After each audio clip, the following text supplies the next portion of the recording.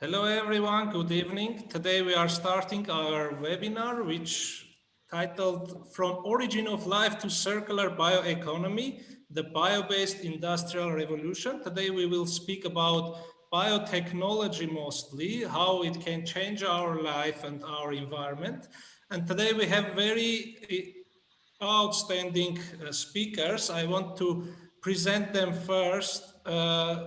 Karapet Andranigyan, Head of Technical Microbiology Institute, Technical University of Hamburg. Instead of Patrick Rose, we have Science Director of ONRG from US. We have some changes. Sarkis Hayatyan, Chairman of Science Committee, Armenia. Vartan Urutyan, Rector of Armenian National Agrarian University. Karen Terchunyan, Associate Professor and Researcher at the Yerevan State University, as well as team member of FAST Advanced Biotech Project, and also Armen Orujan, Director of FAST. So for opening remarks, I want to give a speech to Armen Orujan, who will open the webinar, and then we continue with our speakers and lectures. Please, Armen. Sarkis, thank you so much. I want to welcome everyone who's part of this wonderful webinar that was organized by Karo Andranigyan and Karapet. Thank you for making this happen. This is a very exciting panel. I'm looking forward to learning a lot more from you, from everyone else who's on this panel today. And I want to welcome all of our audience and listeners from around the world. I want to start with just speaking a little bit about bioeconomy for a few minutes, and then I'll transfer the mic, so to speak, to Karapet Andranigyan. You know, for every action, there is reaction. That's simply Newton's third law of motion. Bioeconomy in itself can be such a force multiplier for our planet, and those yet to be conquered by our species, as we see as to what's taking place in the news in recent months with what we're doing on Mars and what we're trying to do with the moon Titan. But first, about a paradox. For the past 3 centuries, when we begin commercializing fossil fuels, we also begin destroying that which gives us life and meaning. For the sake of strengthening economical ecosystem, which has tremendously improved our standards of living in the past centuries, we begin ruining our ecological ecosystem. That which made us stronger, wealthier, and so to speak, healthier, was a ticking time bomb for our species. We have started paying for our negligence, with many of us with bad health due to air pollution, losses of large swamps of vegetation, including the Amazon, animal species, lands to rises in water levels. Today, according to WHO, World Health Organization, climate change is the greatest threat to human health in the 21st century. The double paradox is the fact that we now know that this is a fact, yet governments around the world provide annually nearly $350 billion in subsidies to fossil fuel producers to reward their bad behaviors and habits. I understand that humanity lives in a state of scarcity and bounded life. There is no free lunch, so to speak. And as the saying goes, in the world, nothing can be said to be certain but death and taxes. So all of our efforts, be it deliberate or subconscious, are to be built a world of abundance and unrestricted human existence. Production, utilization, new knowledge, science, technology, and innovation in bio anything, and for the sake of today's discussion in bioeconomy, are instruments for building a world of possibility for everyone. We must be fearless when it comes to science, bold in our imagination, confident in our efforts, and courageous with our experimentations. And all this while we observe ethics and maintain integrity of humanity in our work. With that, I would like to introduce you to the chair of today's session, Professor Karapet Andranigyan, the director of Institute of Technical Microbiology at the Hamburg Technological University. Professor Andranigyan was formerly the president of the university and currently serves as the chair of our Foundation for Armenian Science and Technology Board of Advisors. He's a phenomenal scientist, a remarkable human being. Professor Andronikian, welcome. The webinar is yours. Thank you. Thank you, Armen, for interesting data and interesting speech. So I want to add that participants can have questions after each speech. So we will have 5 to 10 minutes for question and answers. So if you will have any question, just raise hands, and we will provide you with a chance to give questions to those outstanding people. And we move to the next speech by Garo Andronikian, who will present introduction to introduction to circular bioeconomy. Please, Professor Andronikian. Okay, thank you very much. And I'll try to share the screen first. Yeah. Let's share frame. And I hope this will work. No, just 1 second. I hope you can see the screen. Yes? Yes. And acoustic, audio, everything is okay? Yes. Yeah. Okay. Sarkis, thanks a lot. And Armen, thanks a lot for your kind words. I'm always very happy, and it's a great pleasure to work with you and FAST. And we are all together. I think we are doing a very important job to bring science and technology to try to solve problems or to meet the challenges that we are meeting. So I'd like to give you a sort of 20 minutes presentation, a sort of an introduction on bioeconomy, maybe more. As you see the title, it says from origin of life to circular bioeconomy. And origin of life, I mean with that, these are the biological system that emerged 4 billion years ago. And these are really the basis for our future technologies. And of course, I have to just give you a few words on challenges, and I'll just talk a little bit about the resources, because we need resources for the future, and a few words on bioeconomy, and a few minutes on the project, which later on Karen Turchunian will give us a presentation on what we are doing in the field of bioeconomy in Armenia. I would like to welcome, of course, all colleagues and students from all over the world, because we are not only having people from Yerevan, from Armenia, but they are from everywhere. So welcome everybody, and we hope next time we will meet in person and we will have a nice break with some coffee and tea and so on. But this time, I'm sorry, this would not be possible. So let's start with the challenges that we are facing. Our universe, we have only one planet here. Our universe is, of course, looks very nice on a picture. And we have so many challenges that we are facing now. And from the United Nations Sustainable Development Goals, we can see that for the future, we have more than 17 goals that we have to be there. And most of them have to do with our environment, with water, with our terrestrial life, with the life in water, in the oceans, and about health and so on. So we have a lot of important goals that we have to meet in the future, and without science and technology, this will not be possible. So we need motivated young scientists and projects which are really important for the future. So if I summarize the most important, maybe for us in life science, are these challenges, and let's try to find out what are these challenges.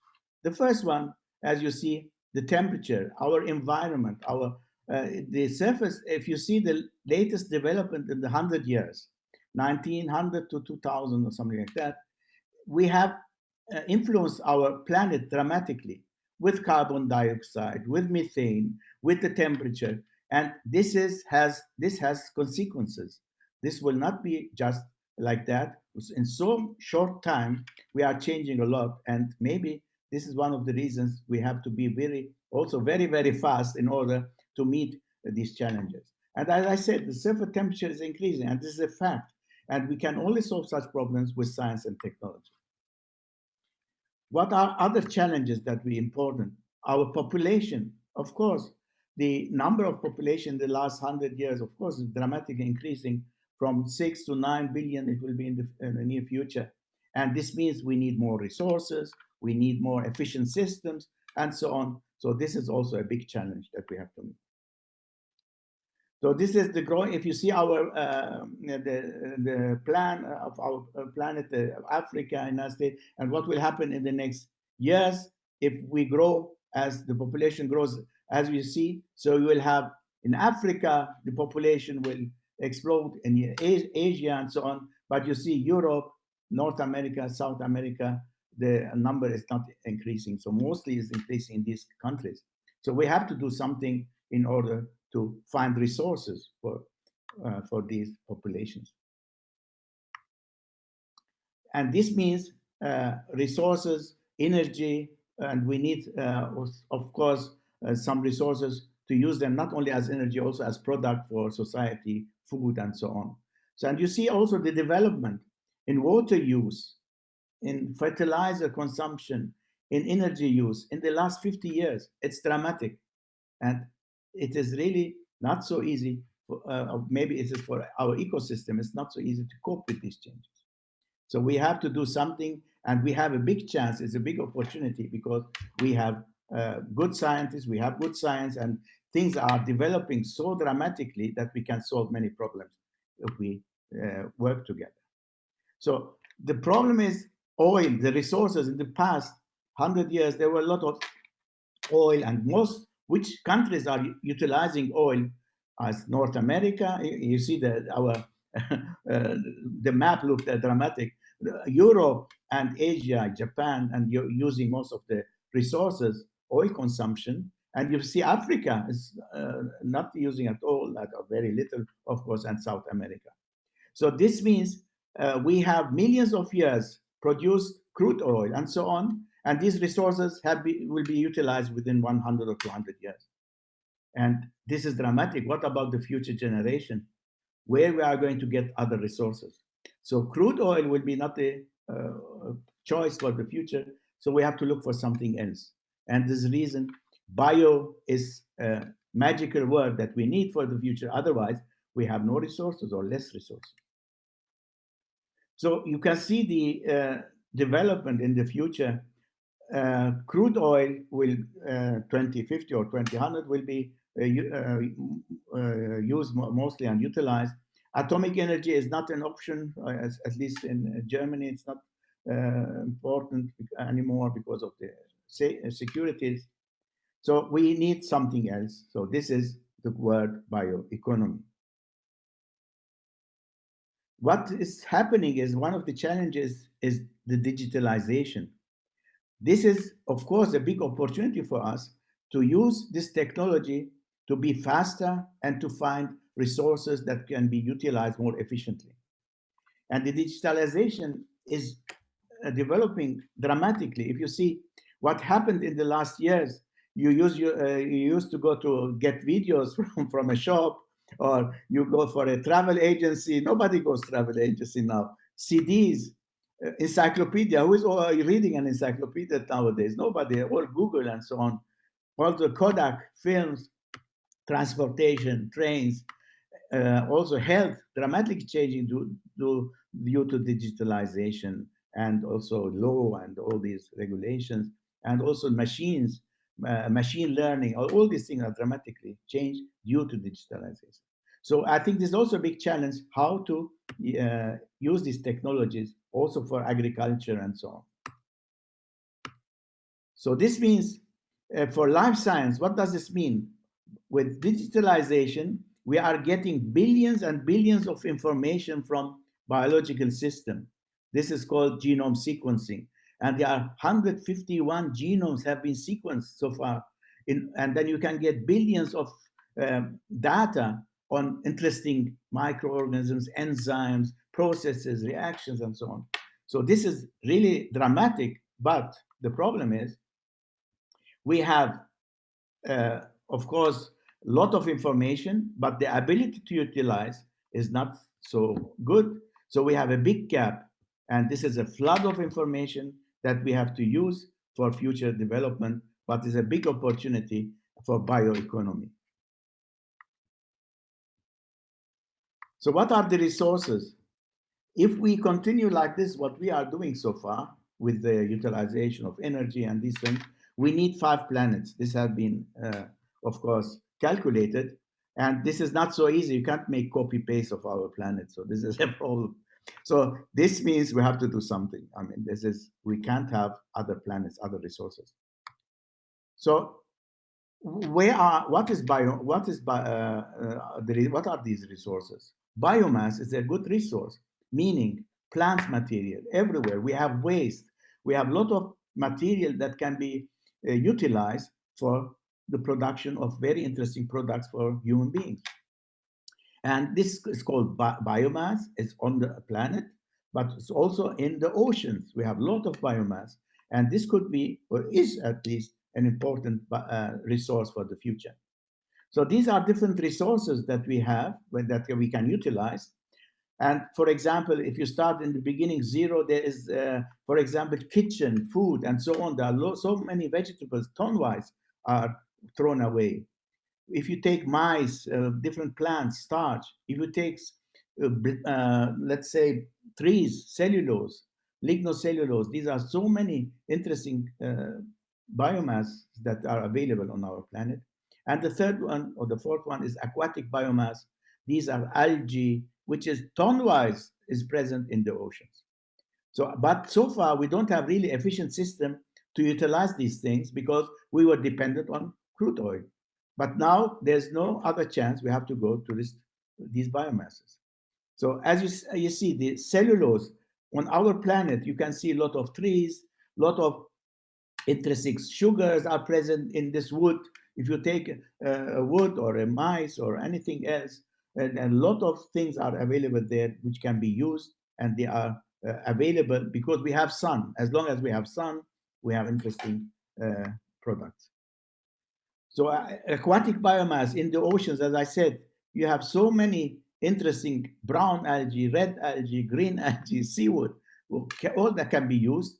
And at least in Germany, we have on the shores around 3 million tons of algae that are waste, as you see here, and you don't know what to do with these substrates. So this could be an interesting substrate or a biomass for the future to make nice products. So you can see these are full of a lot of interesting sugars, vitamins, oils, and so on.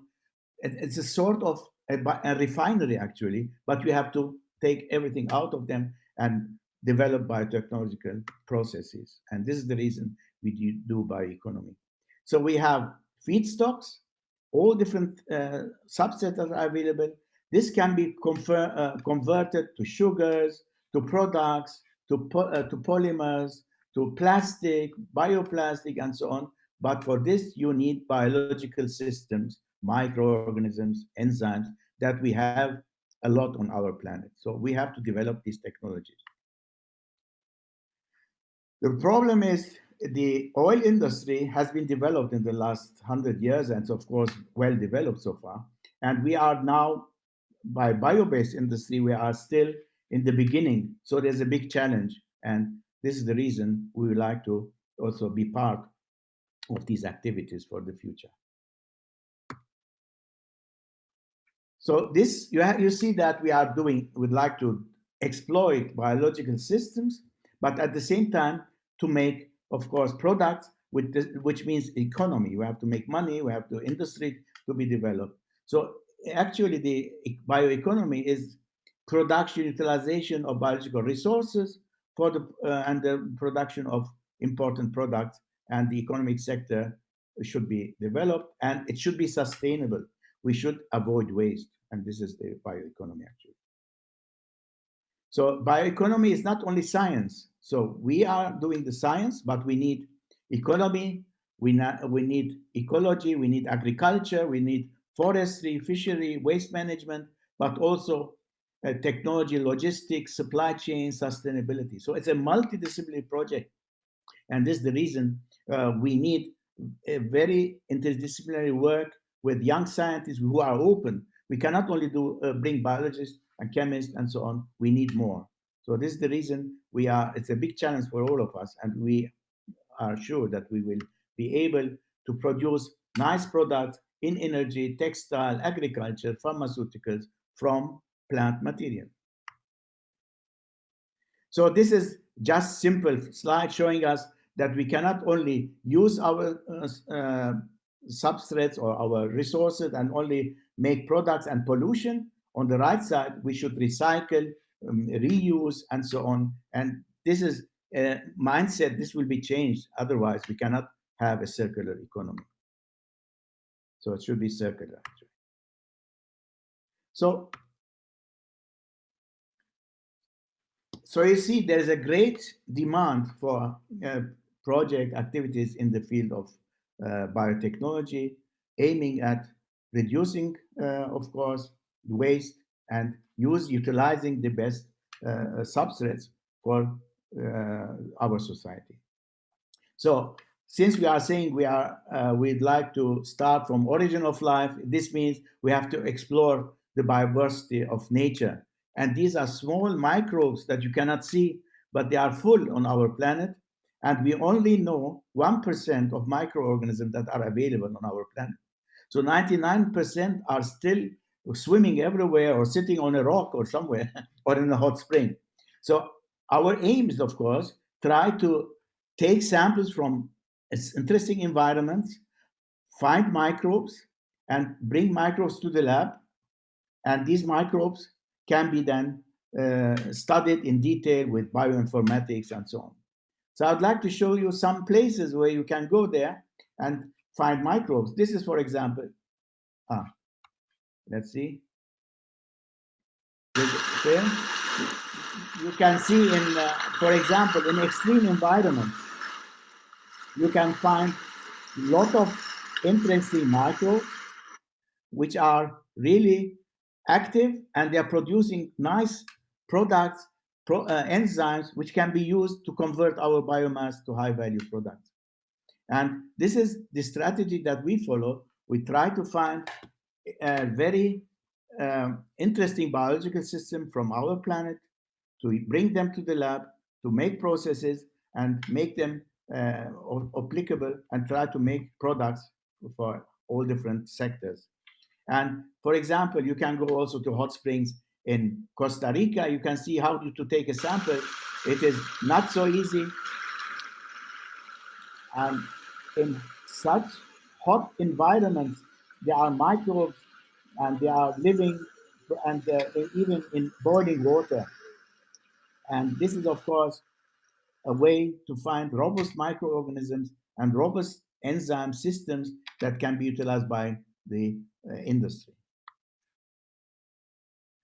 Of course, Armenia has also very nice hot springs. This is Jermuk, where we also try to find out nice microorganisms which can make for us new types of fats, lipids, oils, vitamins, new products which can be used everywhere in our life. Oh, it's enough, you have seen it. So the last slide is about the project. So we can see there's a great demand to be innovative, to find new technologies for the future. And we would like to focus on 3 industries in Armenia. One is the, of course, dairy industry to make cheese and whey. And the other, winery. Of course, the wine is becoming so fantastic in Armenia. This is also important. And then the beer, the brewery. And all these industries are important, are good industries, but they are producing, of course, you start from biomass, from plant material and milk and so on, but they produce also side stream, also a lot of waste, ton-wise of waste sometimes. And it is a pity, and this is not waste, actually, they are high-value products which can be utilized. So the idea is in our project that will be presented by Karen Turchuna later on, is how to utilize these waste to make in the field of bioeconomy and make high-value products in collaboration with the industry involved in Armenia. And so this is the reason we are open for collaborations. We would like to intensify our research in this field and to make a sort of sustainable development, a sustainable industry in Armenia in collaboration with many groups inside and outside Armenia. So actually, this was sort of an overview on these activities, and I'm really very interested and very happy to be part of this project in collaboration with FAST and the groups in, of course, Yerevan and everywhere. Thank you very much. Thank you, Professor Andranigyan. Thank you for a very interesting presentation. And so I would like to ask our attendees if they have any question, do not hesitate to ask. So this is the way how to learn and how to communicate and network. So please, if you have any question. What about the chat? Okay. I don't know how to see the raising hands. Do they? They can even shout if they like. Maybe they can have questions in the chat. In the Yeah. chat? No, they don't. They didn't say. Oh, okay. Yeah. Okay. No, I don't see any. No problem. We have time. There is a Okay, question in the chat. Do you have specific materials you need to recycle by a circle bioeconomy approach in Armenia?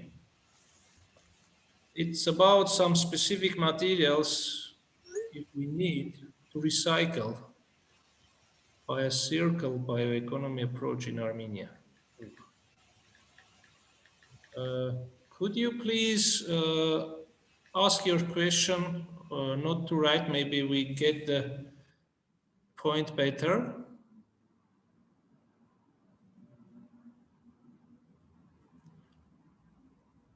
Polegioni.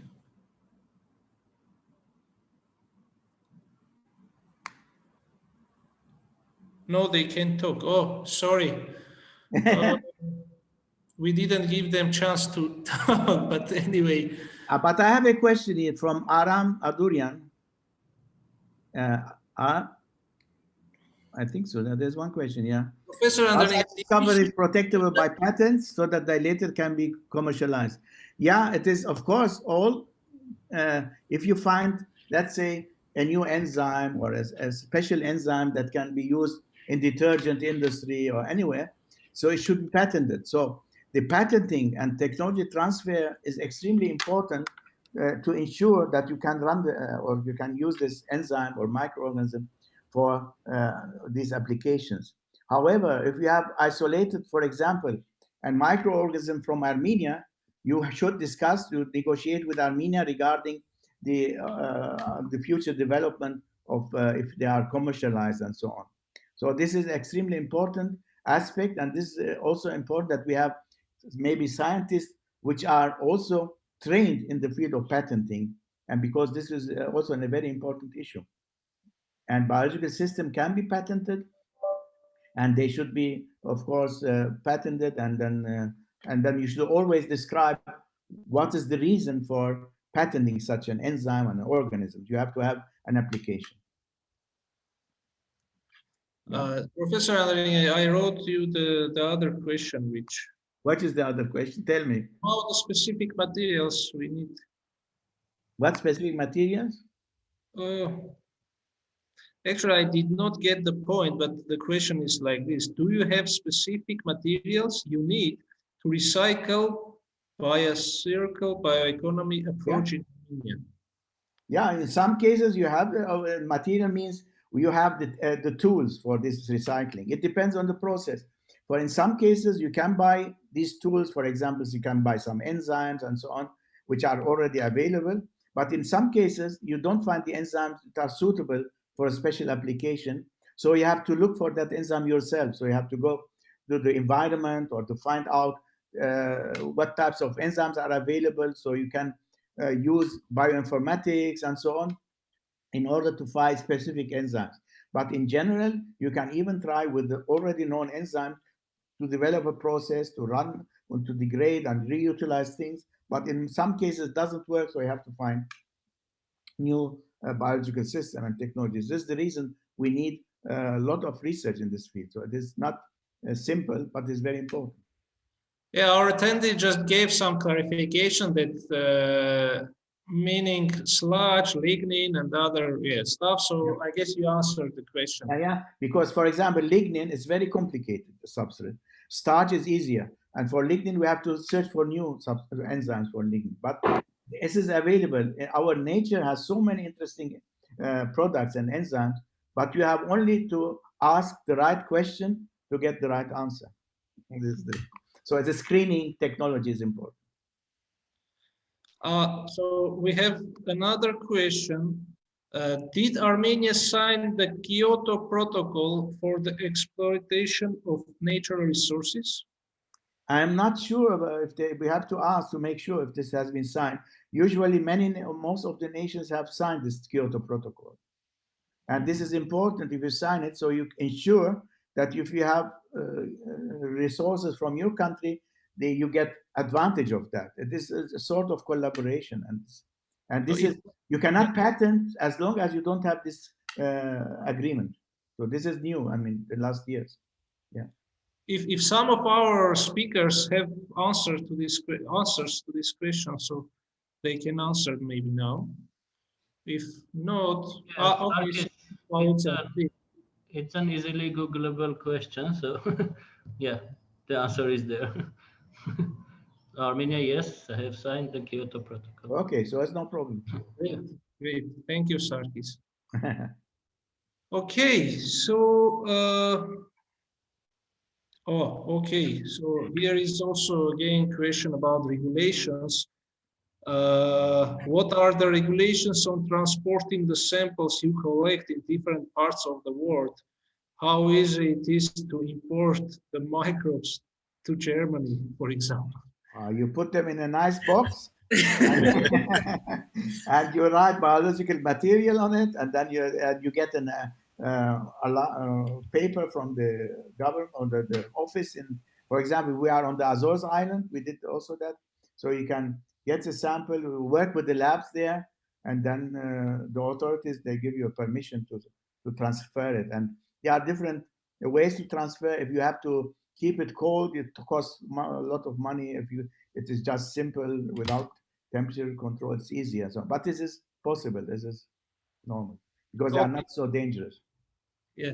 So if any other questions will be, maybe we will have them answered in the end during the discussion. So now I want to thank you again, Professor Jan, and we move to our next speaker, Andrei Kanaev, who Science Director at ONRG. He will speak instead of Patrick Rose about new initiatives in bioeconomy. Please, Andrei. Andrei?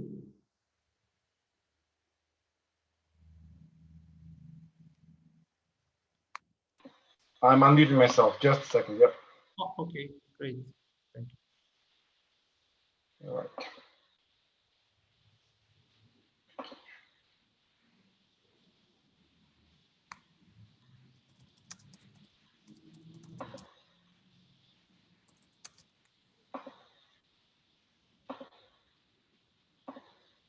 Let's see if this works.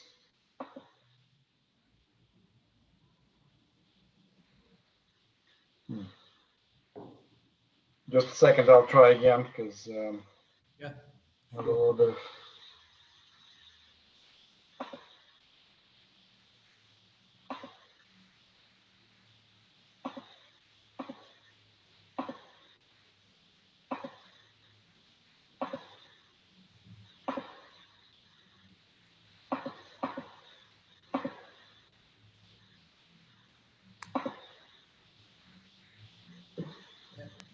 Can you see me? Can you see the screen? Just do it full screen and that's fine. This is full screen, right? Or you don't see this? No, it's not full screen. It seems. Ah, interesting. But in any case, it's well visible. That's because I'm trying to do full screen and it doesn't work for me. Interesting. I guess so you don't. Is also nice. So okay. So it's okay. We can continue like this. Okay, I'll try to do that. Apologies for that. It's, I guess, not optimized for Zoom. Okay. I'll try to do this. This is better, right? Great, yeah, much better. Thank you. I wonder why it's not.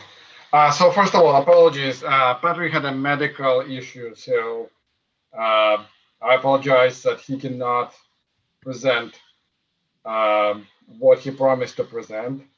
So I'm his colleague, but my focus area is not biology, unfortunately. I'm interdisciplinary, so I look at some biological programs, but I limit my focus in biology in Middle East. And outside Middle East, mostly in imaging, sensing, that type of science. I'm not sure what was Patrick's plan to talk about, but I can't talk about biology, so you'll have to invite him again. I will talk about our organization and how within our organization you can find support for all kind of programs that you talked about here. Because we are funding organization, we are funding international efforts, and Patrick is responsible for funding international efforts in biotechnology, and his portfolio is quite wide, and it would be interesting to hear from him, but unfortunately I can't deliver that message from him. But I'll explain what we do and how to work with us and how to make those biotechnology programs happen with our funding. So we are office of ONR Global. We are US organization, although our headquarters are in London, so I'm talking to you from London today. We are connecting about 4,000 people in the world, and we cover almost the entire world. You know, you can see the map, and Africa is just a little bit of a white spot. We have several departments, and I'll just briefly describe them. And I'll describe what's relevant to you as a scientist. So our mission is basically to provide the US Navy global presence in science and technology. And we're looking for the partnership and to advance science, fundamental and applied science around the world. And we would like to be a partner of choice for everybody who is willing to work with us. So as I just mentioned, our headquarters are in London. We are Office of Naval Research Global, and our parent organization is Office of Naval Research, and it's situated in Washington, D.C. Actually, to be precise, in Arlington. That's our headquarters. We're an international arm of that organization, and we have offices around the world.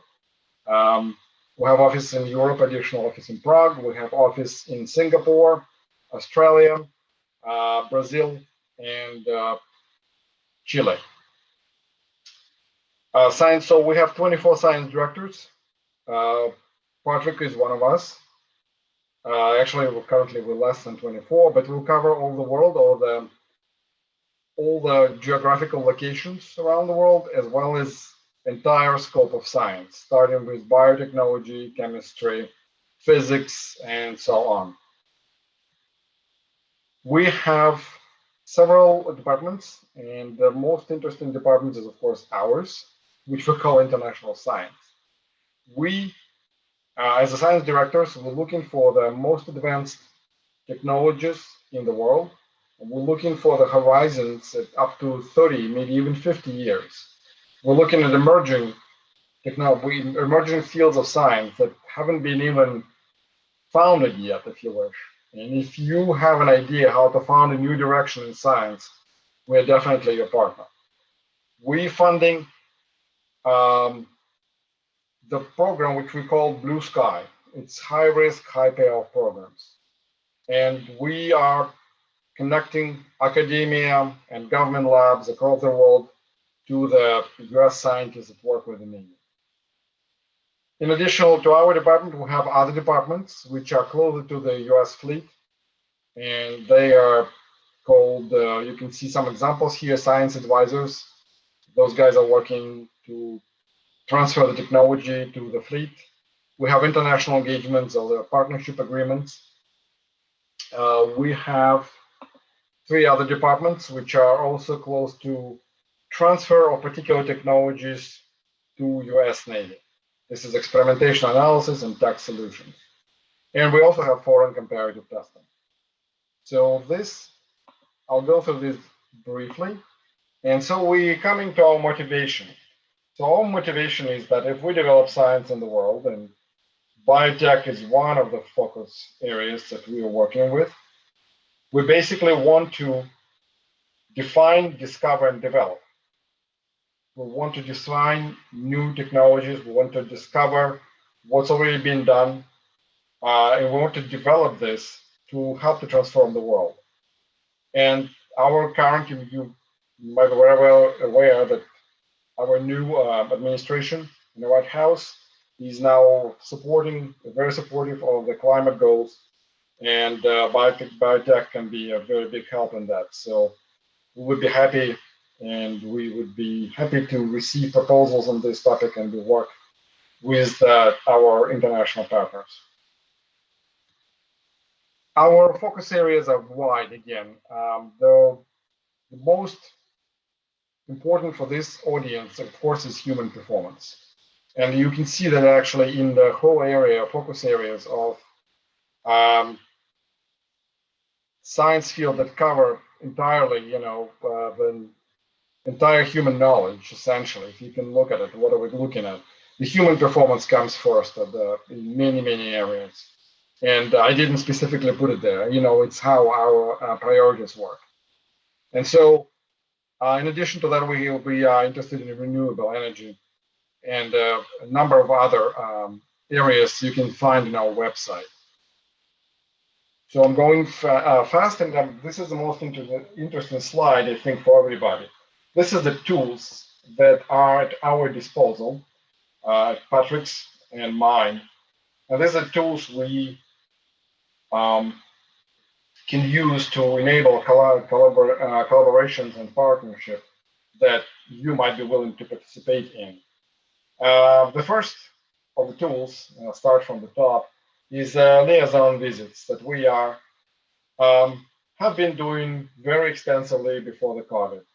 So that's basically, we had huge plans to visit Armenia, and we almost went, but however, the COVID last year prevented us going there.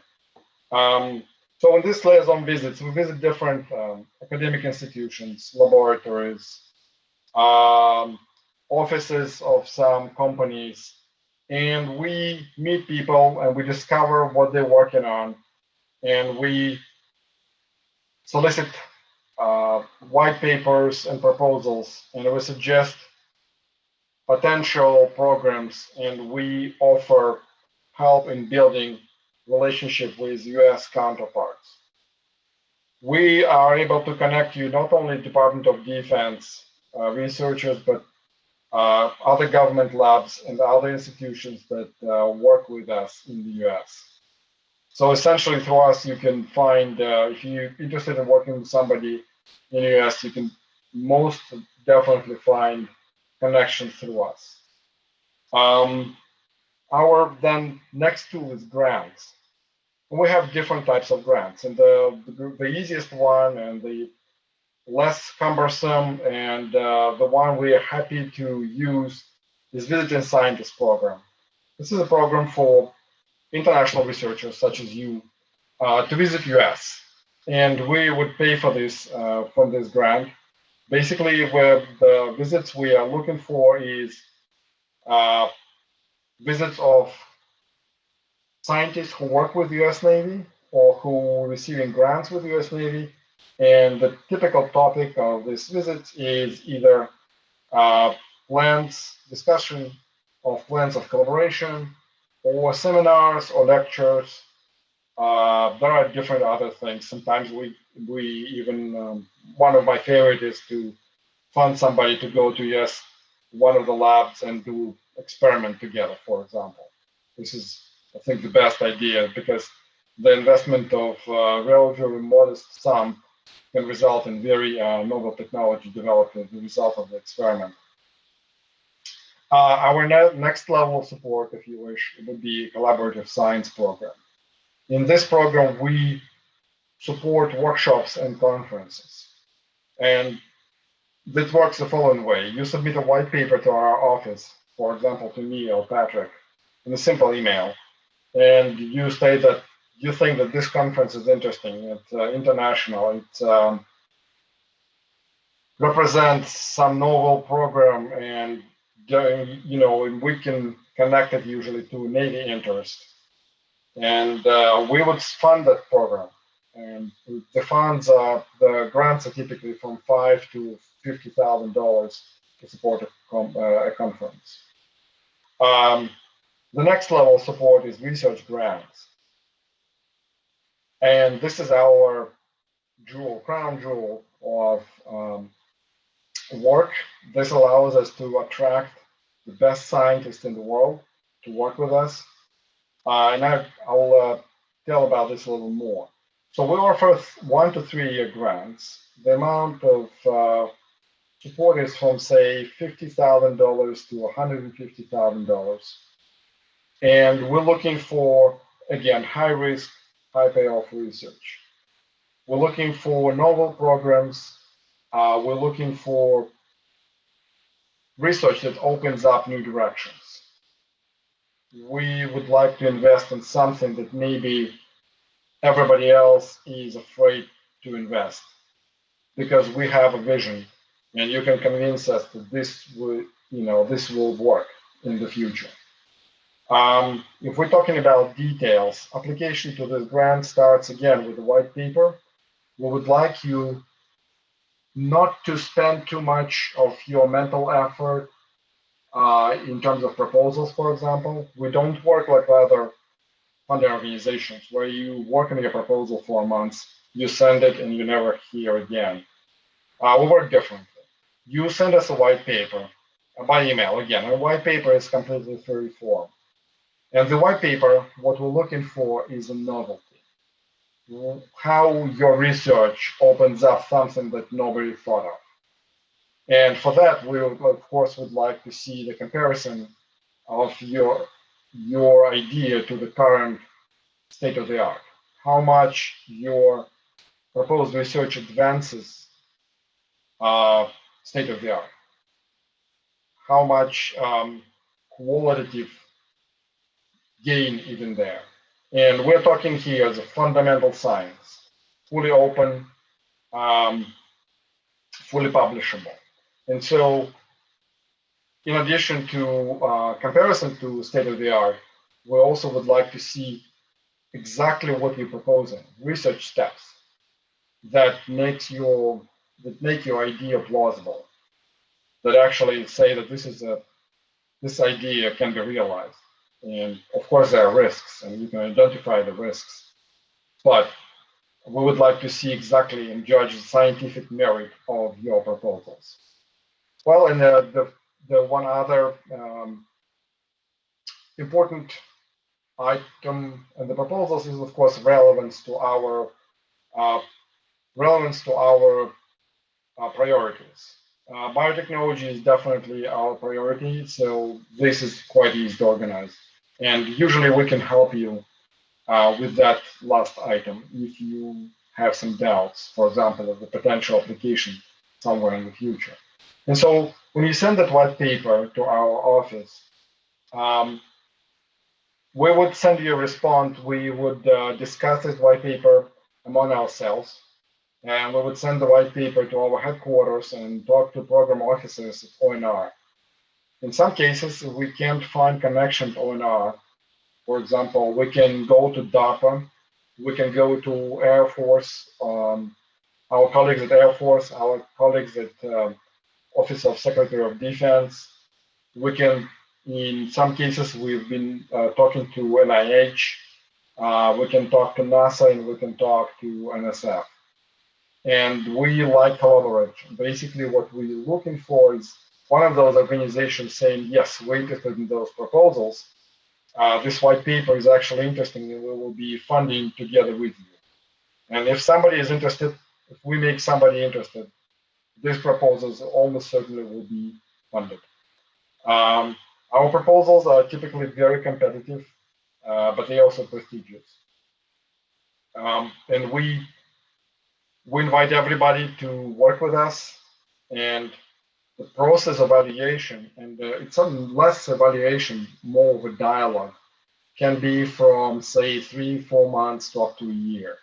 And after a year, or maybe several months, we would ask you to submit a formal proposal.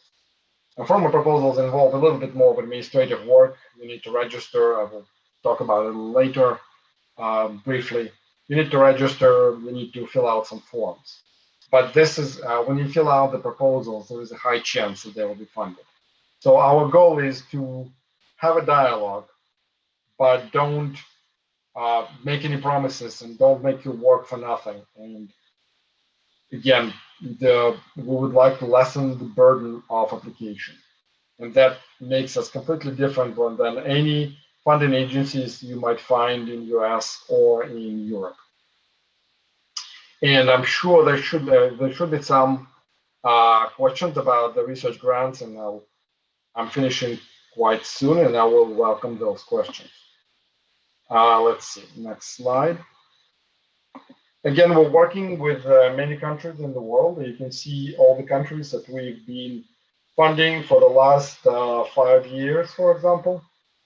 And you can see that we have a very good coverage in Asia and Europe, as well as South America. I do not think we had a single grant in Armenia, unfortunately, but we are starting to work. This is the first forum I'm participating, but I'm also talking to a couple more Yerevan universities. And so I hope that we will be able to establish at least some form of collaboration very, very soon. Just a couple of words about our grants and the particular aspect of working with us. We always leave intellectual property with the principal investigator. We are not claiming any rights. If there are some inventions that are actually very practical, we would ask for a maximum 5 years license for US government. That's all. We fund only non-US entities. Our money comes from US government. This special fund that it's supposed to go only to international entities. We don't fund government organizations, but usually most of the laboratories in the world now have some kind of private capital, so that's the way out. And when we award a grant, the only deliverable we're looking for is publications. What we're interested in helping you to develop science, being recognized as a world star of a scientific landscape. And we have the formal application goes through grants.gov. But again, we'll help you if we're working with you on your white paper. Then we will help you more certainly with application. We'll explain how to apply, what forms to fill. But if you're interested in more particular focus areas, you can look at our website. However, I would probably, the best way is to email Patrick directly and ask him about the focus area of biology. And the last, we are an office that represents about 90 years of NELA research. We have been known for groundbreaking inventions that we invested in. And during the years, we have touched many scientific discoveries and achievements. To name a few, would be the deepest dive of the autonomous vehicle, the latest graphene discoveries, and so on. And I would like to thank you for your attention, and I would like to take any questions if you have any. Thank you. Thank you so much. I hope soon we will see Armenia on your map of world, also involved in naval research. Very interesting and huge opportunity for researchers and institutions to collaborate and to have research projects. Any questions are welcomed. Now I don't see any, but I'm sure there are. So until they ask, Do you have any limitations of countries, like, I don't know, some can apply, some cannot, or it's completely? No, we have no limitations. Everybody's welcome. Okay, great. So it's absolutely, we can work with everybody, whoever is willing to work with us. Some countries might experience a little bit of registration difficulties with, with the website, U.S. government website. But other than that, even that can be resolved. We've had issues and we've solved them.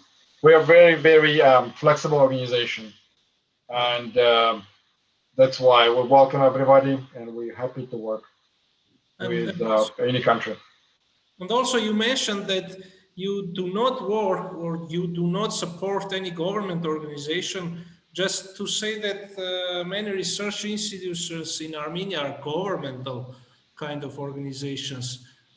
Is that an obstacle? It shouldn't be. We'll find a way to. I understand that because I've studied in Soviet Union in Russia, so I understand how everything could be government. We can talk about it. That I think we can avoid this, and I hope, because we haven't had a problem. If it's not exactly because it's academia, it's different to being a government lab. We definitely don't send money to government labs, but academia is different. Okay. Whom university belongs to is like sort of next level question. We can avoid that. Okay, great. Actually, our institutions are not governmental institutions. They are publicly funded research institutions. So. Here you go. Yeah, that's perfect. Yeah, that's what I thought. Yeah, okay. Sarkis, maybe a question? Yeah, sure. Please, Professor. Thank you very much. We are so flexible that you gave us a very nice presentation. I would like just to mention that we had a very good experience myself with Patrick Rose and your group, because in the last months we applied for a project on microplastic and so on, recycling, and this was very efficient. It takes not too much time as for other institutions. It's very fast, and then there are some formalities, of course, but it's very efficient. So it was really positive to work with you in the last months. Thank you very much. Yeah, we try to uphold that image, and Patrick is definitely one of the most brilliant science director we ever had. So the efficiency is part organization, part Patrick, I'm sure. Okay, thank you. Thank you so much for interesting presentation, and I hope we can have your presentation also for our attendees to look at. Yes. And we move to the next speaker, who is Sarkis Hayotyan, Head of Science Committee of Armenia, and he will give some overview on the life science in Armenia and its significance for bioeconomy. Sarkis, please. Yeah, thank you, Sarkis. All about Sarkis. Yeah. Okay, here it is.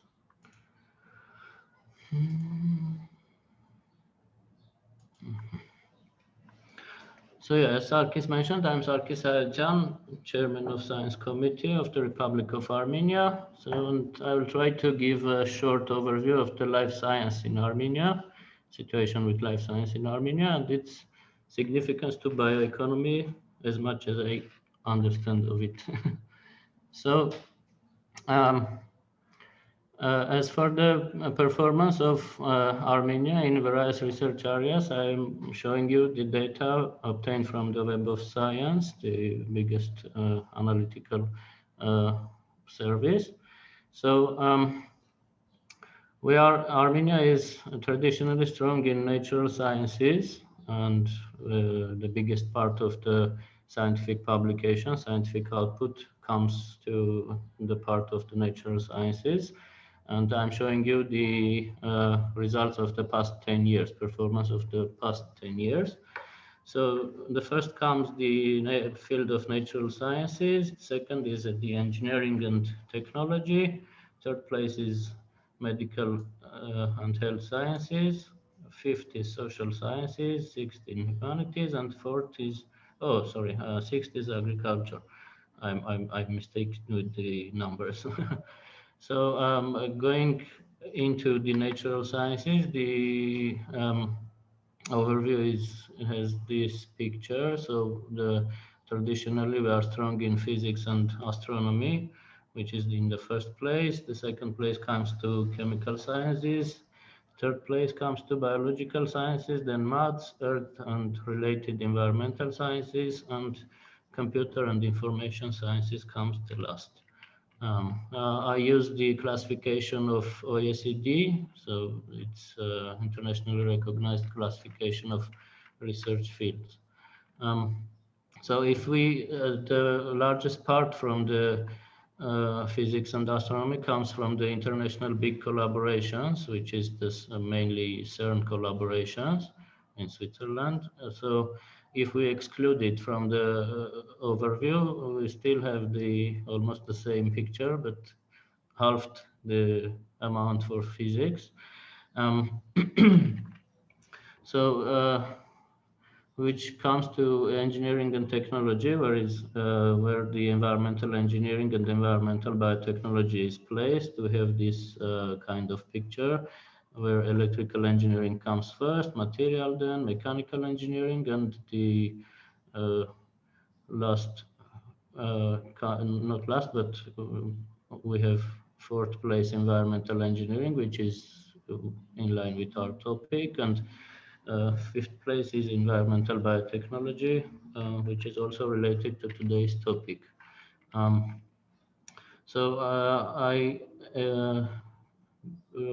showing now by this slide the trend in publications in biological sciences. So we see some increase during the past 2 years. 2020 was a challenging year for experimental sciences, so I think it's understandable why this number is so low, but we have clear trend in rising the numbers of publications in biological sciences. Also, biological sciences have also high percentile in the highest quality journals. But I did not manage to get that data. So here is by this slide, I am showing you the public funded institutions in which the research in biology or agriculture is performed. So we have 8 institutions under the National Academy of Sciences, which are the arrangement is random, which is Institute of Molecular Biology, Orbel Institute of Physiology, Institute of Botany after Takhtajan, Center of Ecological Noosphere Studies, Institute of Hydroponics, Bunyatyaan Institute of Biochemistry, Scientific Center of Zoology and Hydroecology, and ARM Biotechnology.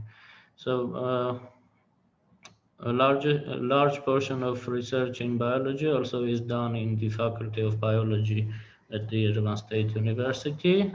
And also the biggest part of the research in agriculture is done in National Agrarian University, which has also in its structure 3 separate institutions, which is Scientific Center for Soil Science, etc. Boskehat Educational and Research Center for Enology, Scientific Center of Agrobiology, and we have 2 institutions doing research in agriculture under the Ministry of Economy, which are the Scientific Center for Agriculture and Scientific Center for Vegetable and Industrial Crops. By this slide, I'm showing the amount of public funds allocated for research in biology or agriculture. So this is for the year 2021, and we are talking about block funding, which is allocated at the beginning of the year for the regular work of the institutions. So the total funding, yearly total funding is 2.57 million United States dollar, which consists about 20.2% of total block funding allocated for all fields of research. And the graph shows the allocation among the institutions. I don't know how much interesting this is. So we have some future projects in science, but also, but by this slide, I want to share the projects which are relevant for these fields. So in this year, government allocated some resources, about $4 million for different programs, and the most relevant of which is the allocation of around $1.78 million for upgrading or creating of research infrastructures. This means in this year we have this amount of money, funds for buying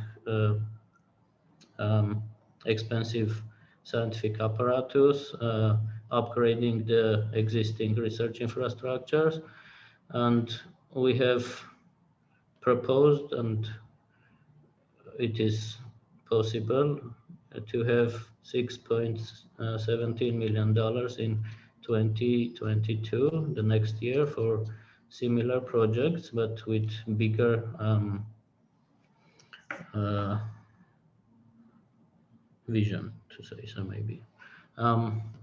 So the second one is this year we are signing the association agreement with EU framework program, which is called Horizon Europe, which provides us possibilities to be involved in multinational collaborations for research, for creating of infrastructures, or for science to business projects.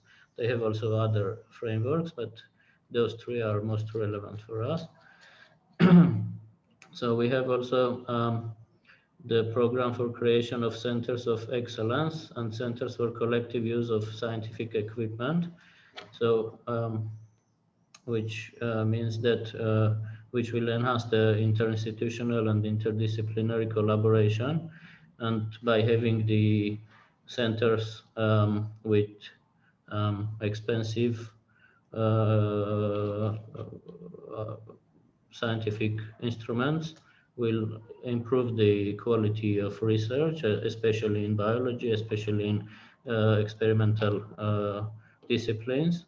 And by this, we expect to have better publications in the first hand, and also better collaborations with our international partners. So we are expecting also ambitious and feasible projects for the development of agricultural sciences from the role players. So government alone cannot develop programs for development of the field. So we expect good collaborations with the entities who are doing the research. So also with the Ministry of Economy and with the aid of our international partners, also among which is the United States Embassy and United States experts. They launched the process of setting up the technology transfer office in Armenia. And also they started the reforms in intellectual property protection rights and regulations. This will provide the ground for the science to business projects and for startups. So this is the vision draft, as much as I could outline for the future for bio-based economy in Armenia. So the vision is to have research infrastructures that enable the performance of competitive research in agricultural sciences and biotechnology. And this is in process in the framework of programs that I've mentioned already. The biggest issue was the amount of salaries. So we have to have the competitive salaries for researchers, which will allow them to show the full commitment to their work. This is also in process. and fingers crossed. I just today sent the draft for the government, appropriate government decision, and we hope it will go all the procedures quickly. And we have to have the solid regulations for IP protection, and hence the functional support programs after that functional support program for acceleration of bio-based startups and startups in general, science to business startups. We must have strong international collaborations in respective fields and possibilities for mid and long-term mobility programs, which is in line with what Andrei mentioned in his presentation. So visiting of our scientists is crucial because we have to, in many aspects, reinvent some fields for Armenia. And the aim is to become the significant part of global value chain and in R&D in bioeconomy. So because if you are not representing of yourself any global value, you will not be noticed and supported. So, and the last slide is about the support that we need. So most crucial is high-level expertise from our collaborators, donors, foreign government and agencies, because in many parts we have to, as I mentioned, we have to start from almost the beginning, in most of disciplines. Although we have some groups that are very advanced in some of the fields, and we need the possibilities to be involved in international multinational projects, and we are working in this field to have as many collaborations with foreign similar funds or agencies, government agencies, as we can. So this much from my part. Thank you.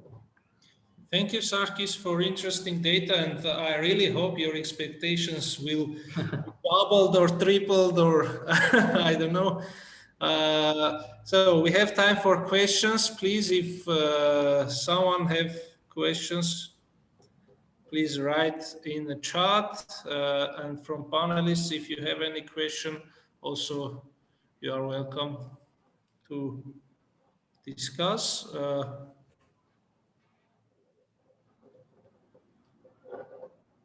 Oh, we have no questions to the science committee. Okay. Okay. Maybe I can ask a question, Sarkis. Yeah. Please. Also have Sarkis, thank you very much. Of course, the field of biotechnology research is very expensive, and as I see from your budget, we need really much more support, financial support, and networking in this field. And then I think you are right. The bio-based industry is important, but we have to find out how to invest more in this field of research. And this was very important. So thank you very much, because you gave us really a nice overview. And I'm also, from the past, I know in science and physics and chemistry, Armenia were very, very strong, and also in microbiology and so on. So we have a lot of interesting scientists there, and then we have to find out how to make more and to invest more in this field. So thank you very much. Yeah, thank you, Professor. So by saying that we are expecting ambitious and feasible projects, I mean that there must be project present and discussed and evaluated, so the funds will follow the. I am always telling Professor Andronikian to increase funding for biology. We have another question from Vartan, please. Thank you, Mr. Hayotian. You mentioned about in progress kind of budget proposal on infrastructure development for agricultural research institutions or biotechnology. Could you please elaborate a little bit? This will be on a competitive basis, or it will be a fundamental increase for the existing programs? Yeah, so the program that I mentioned is a competition for the purchasing of scientific equipment, And the program that is planned for the next year is the program of creating of research centers or centers of collective usage of scientific equipment. So it's also should be on competitive basis, and the after evaluation, the projects will be funded, and yeah. But we expect, as I have to mention, we expect ambitious projects. Thank you. Okay, thank you very much, and we move ahead, and we have now our next speaker, Vartan Urugyan, Rector of Armenian National Agrarian University. He will speak about agri-tech in Armenia, sustainable agriculture, and bioeconomy. Please, Mr. Urugyan.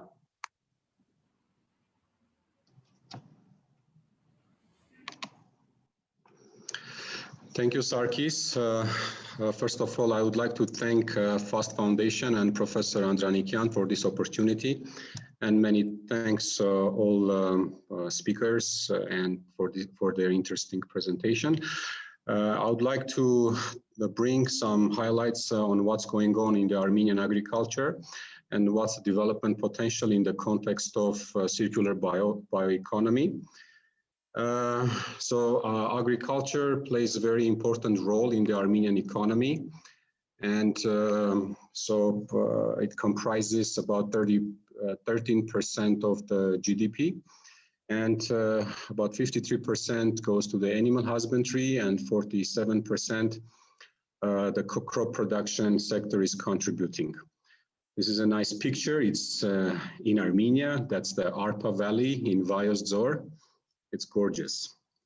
I would like to bring some numbers from what's going on in the overall economic, like macroeconomic situation. So due to the COVID-19 and the recent war, so we have some economic downturn. So the total GDP is down, and also the gross agriculture output also is down in 2020. This is the highlight of the main agricultural subsectors. So we grow grains and legumes, and in 2020 it is up. It is because of also the COVID response package from the government. Government provided some credit subsidies and to kind of boost the sector. So also the potato production is up a little bit, the vegetables. But we have some sectors, we have a drop in the production, like fruits and berries, because we are also having some unfavorable climate situation, hail damage, drought or frost, as Professor Andronikian mentioned about these global challenges. So the climate change and similar issues also we have in Armenia. So the agriculture is very important sector and provides employment for about 220,000 people. So it used to be more, like about 400,000 people employed in agriculture, but it is the change of the methodology and correction of the calculation of how this employment in agriculture is being measured. So now we have 230%, which is about 22% of the total employment, and it's in 2019 data. So we have, I would like to mention a few limitations and challenges in agriculture. Of course, the list is more, but I would like to stay on a few limitations. So the first one and the important one is the low level of productivity and the efficiency. So if we measure, for example, the indicator of, let's say, milk yield or the yield capacity of wheat or other crops and compare that with developed countries, we will see a huge deviation. So our numbers are very low. And this is because of the lack of application of modern technologies, lack of modern knowledge, also land fragmentation, small size of farms. So this is all generating this low productivity and the efficiency. So the second one is inefficient use of agricultural land.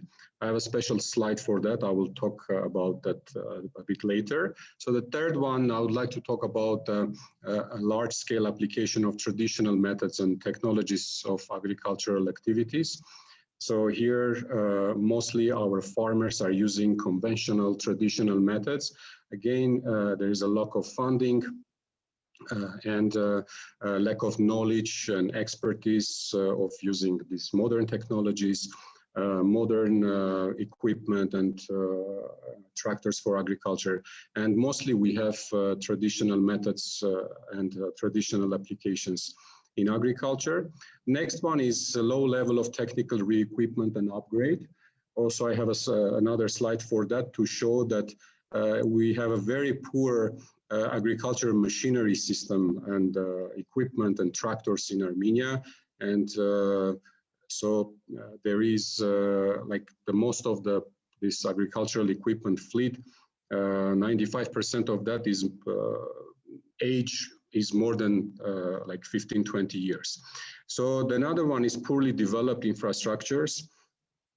So this is very important, starting from the road connectivity, logistics centers, collection centers, irrigation systems, warehouses, cold chains. So this is very important, and we have lots of problems and poorly developed infrastructure. Of course, in the recent years, we see some improvement in the road pavements and some in between the cities, but inter-village roads are in the poor shape. And but these are very important to connect and link the farmers to the markets. So constant investments in the infrastructure are needed. Then we have challenges on the food security and the food safety side. And of course, these are vivid after the war and also in the COVID implications. Armenia is self-sufficient in some of the crops, but we have some major issues related to, for example, wheat, pork, and poultry. I will show some numbers later on. And about the professional development. So we have quite poor professional development. This is very sad to talk about that because over the years, agricultural educational institutions were not able to provide, the right specialist or the high quality specialist for the sector. And there is a huge need for the, high quality specialists. And there is a need to train the farmers and to have very professional educational programs. So these are the limitations, but I would like to bring some numbers to highlight this. So this is one issue related to the productivity and the efficiency is the agriculture value added per worker. So we would like to be compared with the rest of the world, or we would like to be compared with Israel if we are talking about agriculture. So look, this is the situation. We are producing about 15 times less output per worker. So there is a huge room for improvement and the development. And we can be compared with also some countries in the region, and we are far behind. Of course, two countries that we are producing much more per worker is Azerbaijan and Georgia. But of course, they are also growing very rapidly, investing a lot in agriculture. Just one number, again, is highlighting about our low productivity and efficiency, like the milk yield per cow is very, very low.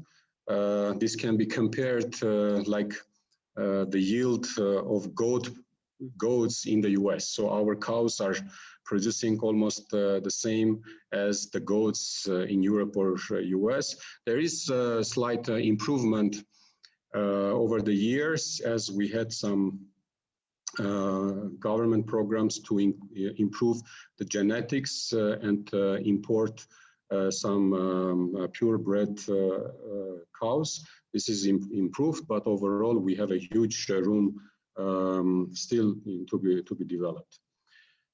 And this is the situation in the land use. It's very sad to have such a picture because Armenia, as a land scarce country and being a net importer of wheat, for example, which is a strategic crop, almost half of the arable land is not being cultivated. And I mentioned some of the reasons behind that. And it is estimated that non-targeted use of agricultural land is about 50%. It's not only about our arable land. We also have issues related to mismanagement of the meadows or the pastures. So it's about 65% of the pastures are not fully used. And the reasons behind, I mentioned a couple of: insufficient supply of irrigation water. Because of that also we have low profitability. Some farmers or some regions, they don't have access to agriculture equipment, or the agriculture equipments are very old.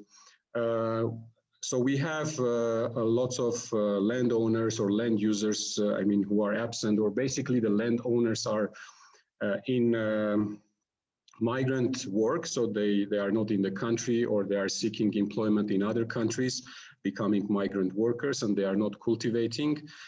Also low soil fertility, also problems of sales, and of course the small and fragmented land plot. So average size in Armenia of the household farm is 1.5 hectares. I didn't mention here another problem. This is the borderline villages. We have thousands and thousands of hectares that are not cultivated because they are very close to the borders. And that number will increase due to the recent war. And so we will have more. It is estimated that more hectares will not be cultivated because of that. So this is the situation in the machinery area. So as you can see, the availability of the functioning machinery per 100 farms constitutes 3.5% for tractors, or 1.6% for tractor trailers. So these are very low. So we have a huge issue of upgrading, modernizing, and there is a huge need of buying more machinery in the equipment. And the problem is that the existing machinery are old, so it's very costly, and they are also causing lots of damage, mechanical damage during the harvest. And this is the problem of the food loss. I will present later on what's the situation on the food waste and loss because of also this problem that our machinery is very old and we are having problems for that. So this is the food security situation in 2019. So we have issues related to the wheat, corn, pork, poultry, vegetable oils. So we are doing well on fruits and vegetables. We are also exporting fresh fruits and vegetables, potato, lamb, fish. So, but on the aspect of why this self-sufficiency is important, because we are a shock-prone country. So when we are having economic recession because of this crisis or shocks, as we had recently related to COVID and the war, so we are having price spikes, and the prices are going up and the insecurity is rising. So lots of people are becoming food insecure. Therefore, so it's important to consider, let's say, import substitution opportunities and improve the self-sufficiency on some of these crops. So this is the study I did a few years ago to calculate food waste and loss across the supply chain in Armenia.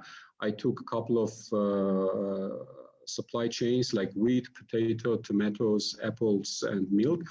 And it's really, it's alarming to see how much we waste and loss across the value chains. You know that globally 1/3 of the food produced for the human consumption is wasted or lost. And in Armenia, mostly these losses are happening in the earlier stages of the supply chain in the agricultural production, post-harvest handling and storage. And this is because of this handling issues like not proper storages, not proper harvesting because of the this mechanical damages, poor machinery. So this is why it's important to fully upgrade the agricultural machinery in the fleet.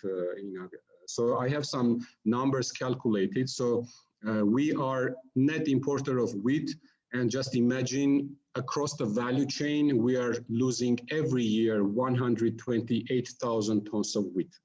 Of course, this is all calculated in the distribution, the processing, the meals, also the consumption. So these are the numbers.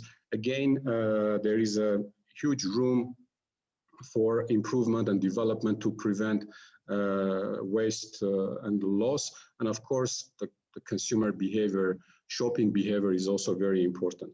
But in Armenia, these agricultural earlier stages of the supply chains, we need to do some more activities.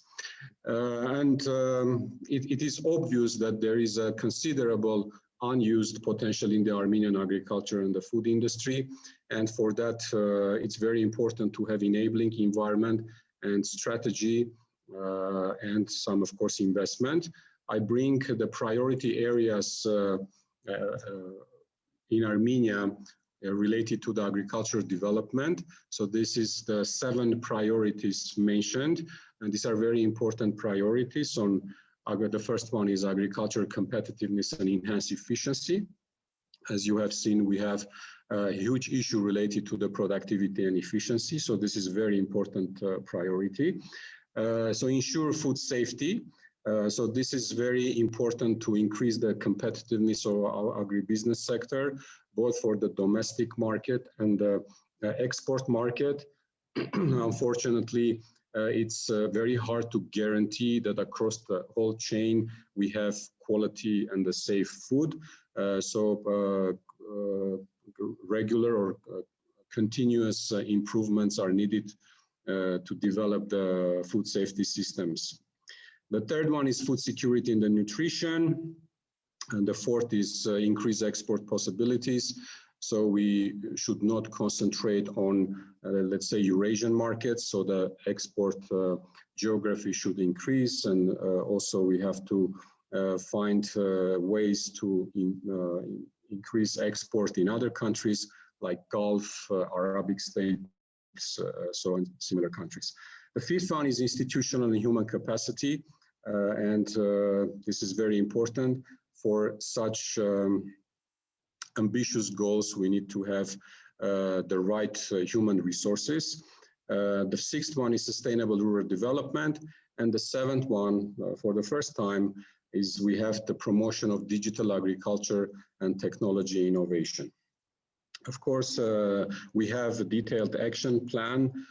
Goals are ambitious, but limited financial resources. And at this stage, we also see that we have also limited human resources to implement all this. But I would like to stress a little bit more on the seventh direction or the priority, because the food systems are gradually, or in some countries very rapidly, entering into the new stage of technological development, which is in line with the fourth industrial revolution. Also in agriculture, it's called Agriculture 4.0, and it is based on introduction of smart solutions, precision agriculture, Internet of Things, AI, robotics, and these solutions, these technological smart solutions are helping to really increase the efficiency, increase the profitability, reduce the transaction costs in agriculture, and improve the well-being of the businesses. But it also requires high level of applied science and human capital. And it is important to mention here that new format of education and the new form of approach is needed to quickly adapt to the new situation. It also requires effective dialogue between large agribusinesses, scientific institutions, and the state. It is also sad to mention that currently almost we have no dialogue with big agribusinesses and in between the scientific institutions and the state. Of course, there is a will. We are trying to establish such networks because it's important to have private and public partnerships in this to develop this. I just would like to also bring that there is a big potential for the agri-tech startups or agri-tech market. For example, the global agri-tech market in 2019 was about $17 billion. And the annual growth rate is about 18 to 20%. So it is estimated that by 2027, so the market will reach about $41 billion. So it's a great opportunity also for the innovators, the researchers, the startuppers to really come up with innovative ideas and agri-tech solutions for the world. So it's not a solution or a product or service for Armenia, but this can be for the other countries and for the developed and the developing world. Another area that it is important to touch, this is the clean tech, and this is also an opportunity to grow. The potential of global clean tech is also huge. These are the numbers from World Bank study, which was done in 2014. And over the next decade, it's mentioned in the study that these 15 clean technologies in the emerging economies, which is about 145 countries, the market size for that will be about $6.5 trillion. And half of it will be invested in the wastewater and the water treatment. Why it's important to mention that? Because this is also another opportunity, not only for the global big high-tech companies or the multinationals, but also for small and medium enterprises, small innovators or research companies in the low or middle income countries. And estimation is that for such for SMEs from such countries, there is about $1.6 trillion market potential available for that. And it's important to create enabling environment for these small and medium enterprises or startup companies, innovators, to have Armenia as a R&D kind of testing platform that these clean tech solutions can be created from Armenia and can be used and can be accessed, in these markets. So this clean tech and agro-tech and the biotech are very important. So now I would like to mention a few steps that we do in the Armenian nation. Sorry, Mr. Urityan, we are a bit late of our program. Just 2 minutes if you can. I'm summing up. So this is the Agri-Tech incubator that we started with UNDP, FAST Foundation, and iCare. So since the launch of the Agri-Tech incubator, 3 startup clashes were organized. So I would like to mention that these 3 startups that were the winners of the startup competition. And the good news is that the biotech startups are also coming up. The third one, Mikofi, is a biotech startup that is suggesting to create a biodegradable organic fertilizer. And because of also such a potential, the new project that is coming soon, it's a ANAU and FAST Biotech Incubator that will be located in the campus, the first floor of this building, next, on the Terian Street. It will give an opportunity to the students and researchers and startup teams from life science programs and the biotechnology.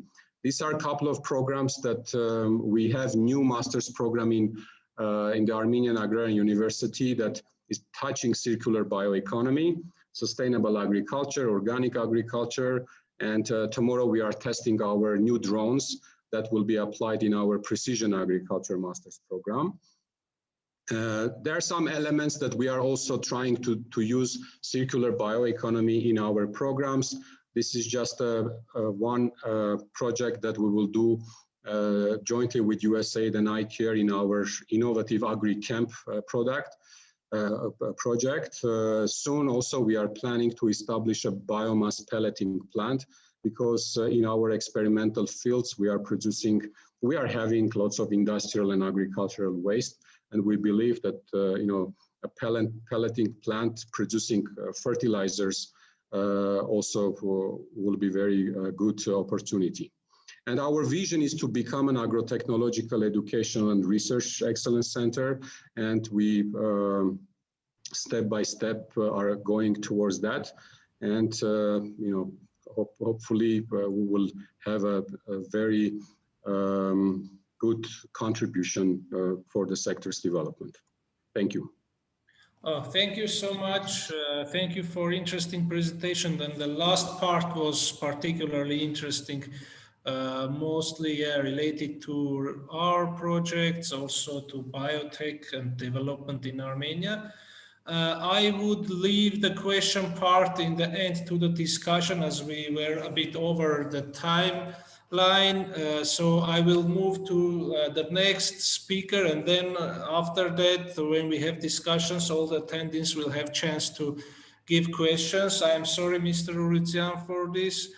And so our next speaker is Karen Terchunyan, who is team member at the Biotech Project for FAST Advanced Project, and I'm also a team member of that group. So Karen, please, this is kind of the first public report of the project, so we will have the next webinars too, I hope. Karen, please. Thank you, Sarkis. So I will just share the screen. Yeah.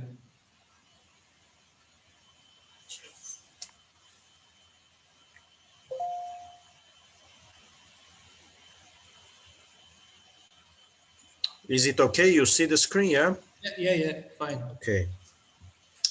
So thank you for the opportunity to have this talk about our project.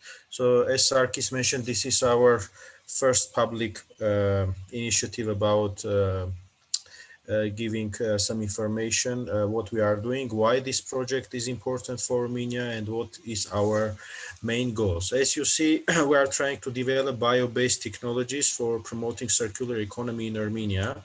And I don't want to mention about what is bioeconomy or circular economy, as Professor Andranikean already mentioned it. I will just go directly what are our main goals. As you know, in Armenia, we have different brewery factories, grape processing factories, dairy production, and we are trying to understand how the waste generated during production of beer, wine, and dairy products can be further utilized, and value-added products or highly valued products like chemicals, bioenergy, or biofertilizers can be produced. So as you know, we have many brewery factories, but three large ones are Yerevan Beer Factory, Gyumri Beer, Kotayk Beer, and they totally produce about 150,000 liters of beer per year.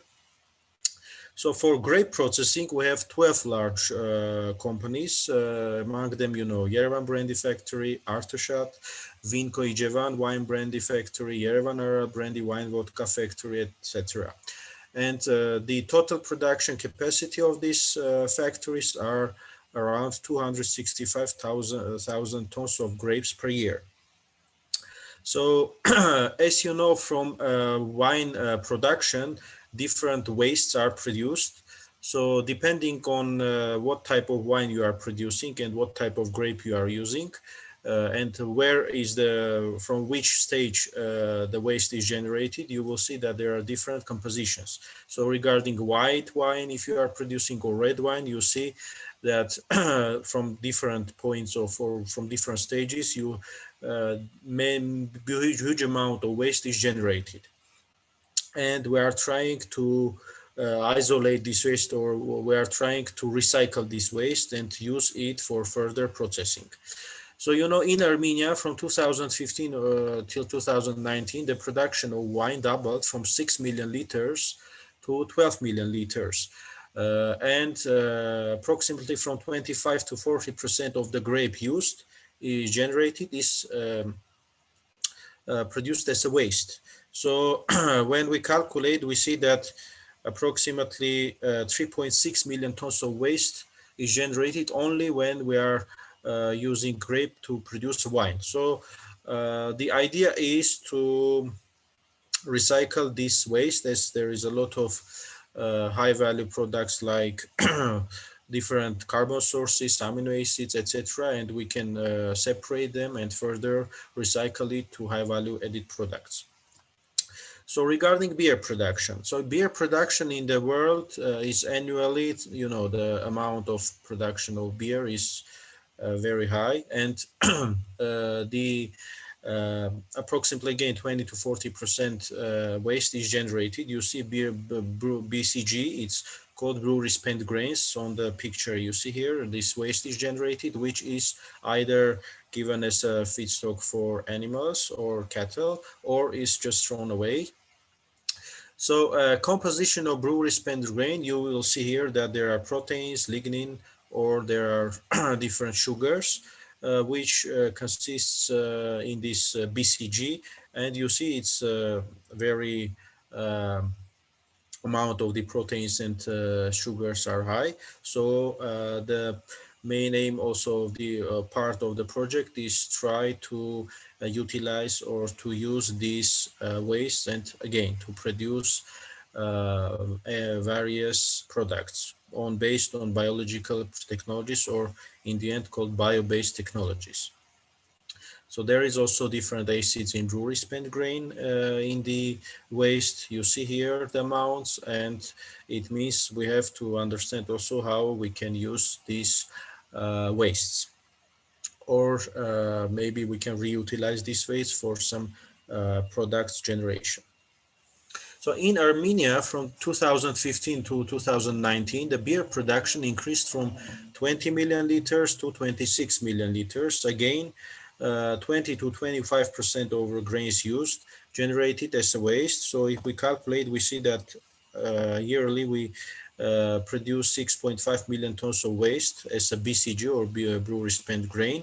And we need also to understand how we can recycle this waste and try to use it in a context of circular economy or bioeconomy. So this all, they are lignocellulosic wastes. We need to understand if we can do a biochemical conversion of this waste and produce either proteins, peptides, biofuels, biomass, fertilizers, or just understand what can be separated before processing, and then leftover is processed biochemically, or conversion is done by biochemically, and then we can try to produce either again biomass or fertilizers or biofuels. One of our main aims of the project is to focus also on dairy production. You know that in Armenia, different types of dairy products are produced, let's say cheese, curds, and during this production, sweet or acid waste are produced. As you will see that from this chart, that or you might know also that lactose is one of the main products in whey, and this is sugar, and we have to understand what to do with this whey, either sweet whey or either acid whey. So again, the composition of the acid or sweet whey, you see here what is inside, what is the amount of proteins or lactose or other minerals, and what we can do it. in Armenia, again, from 2015 till 2019, the production of their cheese, for example, was increased from 18,000 to 23,000 tons. And you see that from during production of cheese and curds, acid and sweet waste as waste is generated. So approximately 200,000 tons of waste is left during production of different dairy products, which is again needs to be recycled. And generally speaking, you see that huge amount of waste is generated only when we speak about this type of productions like dairy production, wine production, and beer production. But we need to understand that there are also other agro-technological production or agro-industry productions, which generates again huge amount of waste. And generally, we need to understand what to do also with the other waste. But our project is now focusing on these three main production because this is big general productions and this is big ones. And we are now trying to focus on big factories, which further can be utilized. And this is mainly regulated productions, yeah, without any external let's say external factors which influence the production. So when we speak about big factories, it's first of all, it's easy to do some calculations and to do some analysis. But after we can also try to go further and to do analysis and then further utilization of these small factories. Again, the case is what we can do with this way. Either sweet or acid. There are different ideas what can be done. So we can grow biomass, we can use them to produce biopolymers or bioplastic, or as you see, for wine production or wine production waste or brewery production waste, we can also use waste and then produce different products. You see here again another slide which way can be used for protein, for lactose, and then we can use this for development of novel products, again based on biotechnological or biological technologies. So our lovely term is bioeconomy or bio-based technologies. What methods and techniques we are using? As you see from the talk or from different talks, we see that our project is multidisciplinary, which is important.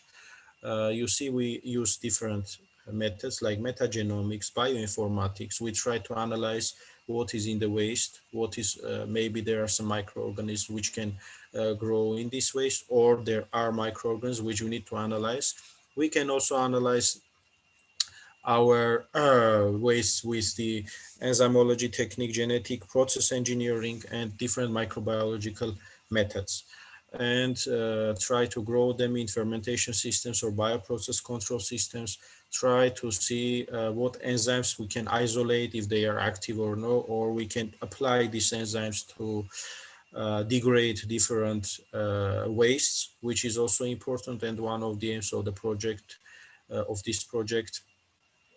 Of course, we use also different chemistry, robotics, HTS methods. We have a very good group of analytical chemistry, and from Yerevan State University and Darm Biotechnology Institute, which help us with our analytics in chemistry regarding what products are, what compounds, organic or inorganic, are present in the waste.